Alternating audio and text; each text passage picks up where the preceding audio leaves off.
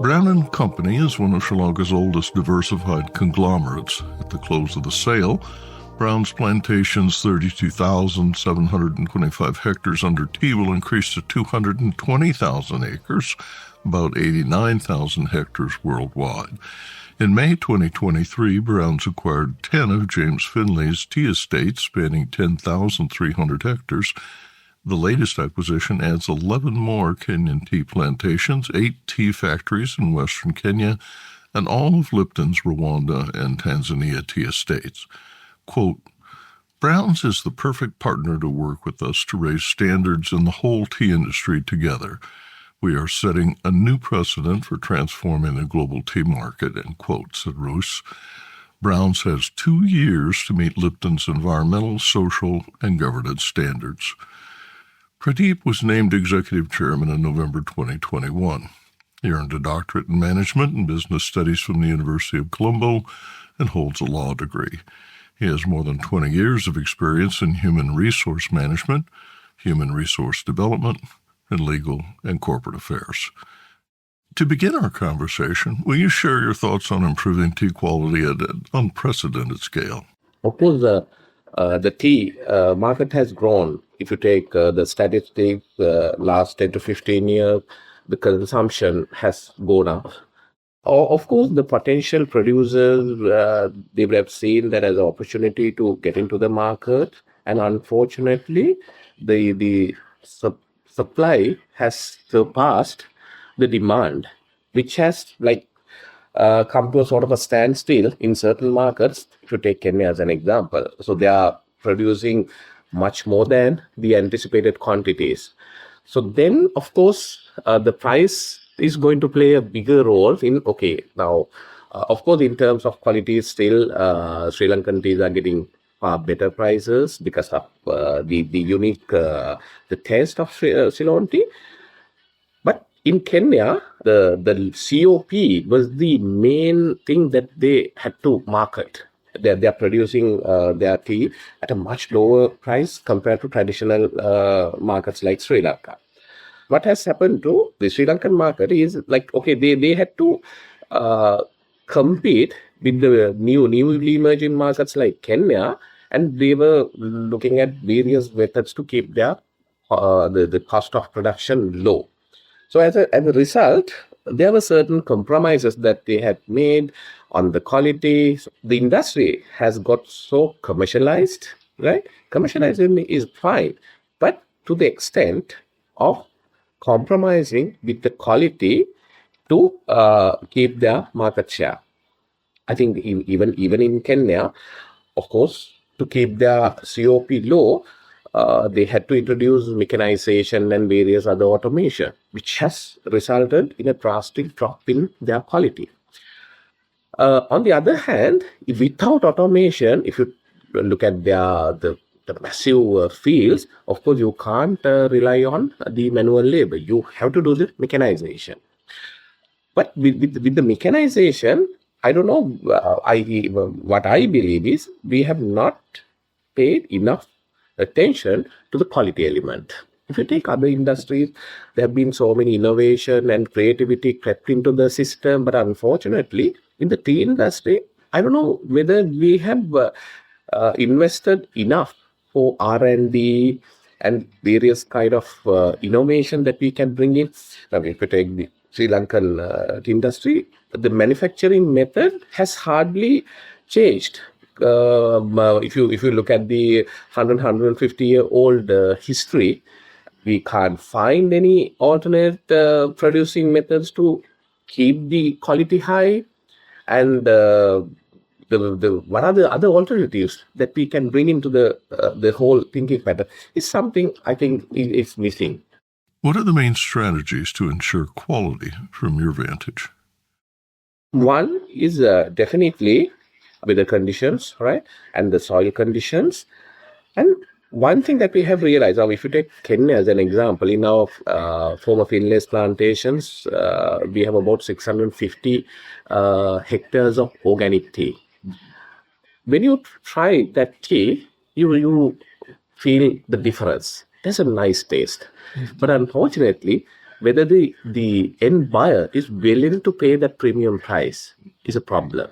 Of course, if you take the productivity, YPH, we average, we make about 4,500 made tea per hectare. In our, the overall figure is that 4,500. But when it comes to organic tea, it comes down to 2,500. Consumers will pay a 15 to 20% premium for certified organic products, not 50%. Browns is no longer a single origin tea supplier. You're now producing multiple teas from several different tea growing regions, mainly for blending. The Kenya farms are troubling just now as they consistently harvest larger and larger quantities, leading to a surplus that some estimate as high as 20 million kilos. The fundamental choice then is quality over quantity. Are you willing as a company to make that choice to reduce the surplus? Yeah, actually, that is the way forward. Even as a company, a couple of months back, when I was in Kenya, we had multiple discussions with our management team how to bring down the volume and focus on the quality. The one thing is because of the higher prices for Ceylon tea, now some of the traditional Sri Lankan tea buyers are now making queries whether they can buy quality Kenyan tea at a cheaper price, right? So the biggest concern they have is the quality of the Kenyan tea. I think mechanization has brought in, as I mentioned earlier, numerous benefits for the whole system, but the biggest issue is the quality element. In fact, now we are using some of the Japanese machines, the harvesters. we had a couple of discussions with those producers to improve it further, to see how we can maintain the consistency of the quality of the leaf that we harvest through the system. They're quite optimistic. During the riots last year, Kenyan workers sabotaged mechanical harvesters. Has that resistance quieted? Not everywhere, like wherever that you can bring in automation. I think especially in the Kenya, as an example, we have massive fields. There are areas that you need to mechanize, right? But there are certain key areas where the human intervention is required. Like, as an example, the field practices, no matter how much you deploy machinery, ultimately with human intervention, it's one of the critical factors in the whole system. The other important thing is the mechanization, of course, to a level of not compromising that with the quality, as we discussed earlier. And apart from that, how you can bring in R&D element into the picture. So if you take Kenya as an example, we have a super research and development team. They continuously do research on the quality element, new cultivars, the new type of products. So likewise, I think you can't have an extreme kind of viewpoint on the automation. The Sri Lankan government recently mandated a significant wage increase for laborers, partly to help overcome punishing inflation levels. Planners complained that the additional expense would make exports less competitive and that the increased wages are not linked to improved productivity. I don't know whether you're aware of our revenue share model. So what happens is now traditionally, especially in Sri Lanka, this particular industry is politically sensitive. Because there are the trade unions which are closely connected with the government, and they obviously pressurize government to increase wages, which has to happen over a period of time because of even for those people, they need to maintain a minimum standard of living. What has happened is, even though the wage has kept on hiking, the productivity element has completely forgotten. That has been the biggest issue. Now, a couple of years back, we came up with this revenue share model where we wanted all these workers to become entrepreneurs on themselves. They were given small plots like 1 hectare, some half a hectare, some 1.5 hectare, and they were supposed to look after those bushers. We give them ingredients and we purchase their leaf, and now we have brought in a quality element as well. So there should be 65 to 70% of quality that they need to maintain.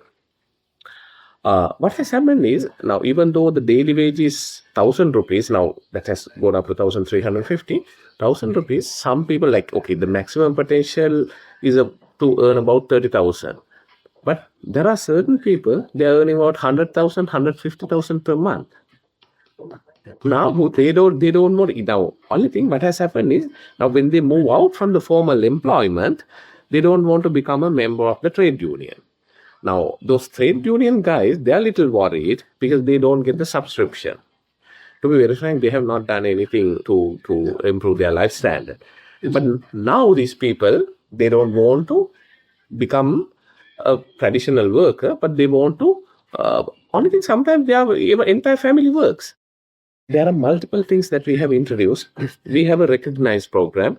The best revenue share owner, they're being recognized, they're being rewarded, and sometimes we get them and we impart them with technical knowledge, how to improve their productivity. All those trainings, everything is done, and monthly we select the best revenue that just to encourage the others. And now that, like, all this time, it was like 25% of the people, they got over and above the average wage. But now that figure is gradually increasing, which is a very good sign. So this is one of the methods that they use in the field to check the quality. So they have this canvas, they have like put different kind of types, and they get a sample from the harvester, and they just spread it out. Your plan depends on a certain amount of Kenyan and other African teas coming to Sri Lanka, right? How much are you bringing in? We have no intention of getting to the shelf. Like, we want to remain as the mass producer. Currently, there are multiple queries that we have got from our Sri Lankan buyers. Currently, they are bringing in, I think, quite a significant amount of Kenyan tea to Sri Lanka. Now, they have approached us and asked us whether they can have some kind of understanding. Of course, we are willing to work with them.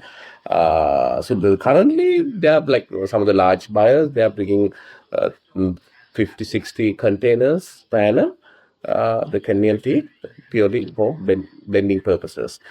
Of course, as a producer, we don't have any intention of bringing Kenyan tea and do blending in Sri Lanka.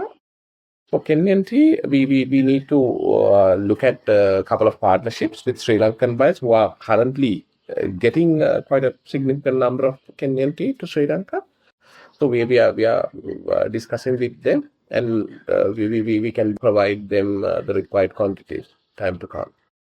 Recently, the head of the Supreme Court in Kenya authorized a 3-judge panel to hear an appeal that could potentially upend the sale of the Lipton properties by recognizing land rights for local tribes. Will you share your thoughts on that development? I think now even the regulators, they have cleared the deal. So everything was quite transparent, and the discussions were done with all the relevant parties. Even the community leaders were met. I think there are certain segments who had certain ulterior motives that they want to accomplish through the deal. They failed, and I think that there's a small fraction. Actually, we know there are certain individuals who are little keen to take the ownership of the property, but they couldn't materialize it. I think that's the whole thing. Of course, they have all the rights to get into the judicial process and lobby their case. But we are quite optimistic that this is going to go ahead.